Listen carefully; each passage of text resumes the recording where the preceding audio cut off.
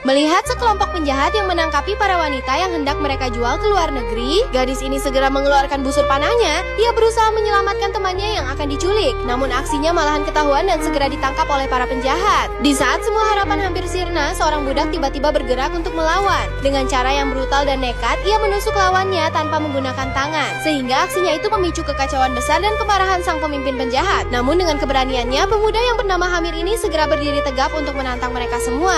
Kemudian segera bertarung untuk mengalahkan satu persatu anak buah penjahat ini yang mencoba untuk menghentikan dirinya. Dengan semua keahlian bertarungnya, pemuda ini berhasil mengatasi mereka semua. Hampir saja pemuda ini melukai si gadis yang bernama Rajal ini malahan terpesona melihat kegagahan pemuda itu yang dengan tenang mencoba menyelamatkan dirinya dari serangan para penjahat itu. Rajal dan teman-temannya akhirnya berhasil melarikan diri, begitu pula dengan para budak lainnya. Namun tidak dengan pemuda ini, dirinya malahan ditangkap oleh para pasukan kerajaan yang menganggap dirinya telah membuat kekacauan di pasar ini. Di hadapan semua orang, Hamir akhirnya terpaksa mengungkap jati dirinya. Ia adalah Hamir Jikohil, adik dari Raja Somnat. Berita itu segera sampai ke ibu kota. Raja Dut Haji murka setelah mendengar ulah adiknya di kota. Namun sang permaisuri Arjanji Golil selalu membela Hamir. Sejak ibu Hamir meninggal saat ia masih kecil, Arjanjilah yang menggantikan peran seorang ibu. Itulah sebabnya ia begitu memanjakan dan melindungi Hamir apapun yang terjadi. Di tengah ketegangan keluarga kerajaan, kabar buruk kembali datang. Pasukan Tuhlak telah mencapai wilayah Bol dan berniat menghancurkan kuil suci di sana. Kerajaan Bol sadar mereka tak akan mampu menahan serangan tersebut. Mereka pun meminta bantuan Somnat. Namun Raja Dut Haji menolak. Baginya melawan pasukan Tuglak sama saja dengan mencari kematian. Terlebih lagi, Delhi adalah basis utama Kesultanan Mughal yang memiliki kekuatan militer besar dan tak tertandingi. Keputusan itu menjadi awal dari konflik besar antara kewajiban melindungi kuil suci, rasa takut akan kekuatan musuh, dan takdir Hamir yang perlahan mulai menepati janji ibunya. Sementara di istana Delhi, Sultan Mughal tengah membicarakan ambisi besarnya untuk menguasai seluruh tanah India. Sultan mengungkapkan bahwa ia mendapat tawaran untuk bersekutu dengan bangsa Tuhlak demi memperkuat kesultanan. Meski memiliki agama yang sama, Sultan sebenarnya ragu. Ia tahu betul, bangsa Tuhlak terkenal kejam setiap kali menginvasi wilayah, menyisakan kehancuran dan penderitaan. Namun Kultam, tangan kanan Sultan, menyampaikan kenyataan pahit. Keuangan kerajaan sedang menipis. Jika dibiarkan, kelaparan akan meluas dan pemberontakan bisa pecah kapan saja. Dan satu-satunya jalan untuk menyelamatkan kesultanan adalah menguasai seluruh India dan merampas sumber dayanya. Tapi semua itu hanya bisa terjadi jika mereka membiarkan bangsa Tuhlak bergabung. Kultam sadar, di bawah pimpinan Raja Zafar Jalaluddin Khan, pasukan Tuhlak mampu menaklukkan India dengan cepat. Masalahnya, Zafar dikenal sangat licik dan kejam. Berurusan dengannya selalu berakhir dengan kekacauan. Belum selesai mereka berdiskusi, kabar mengejutkan datang. Zafar Jalaluddin Khan dilaporkan telah tewas yang terbunuh di saat dirinya hendak menyerang kerajaan Baks.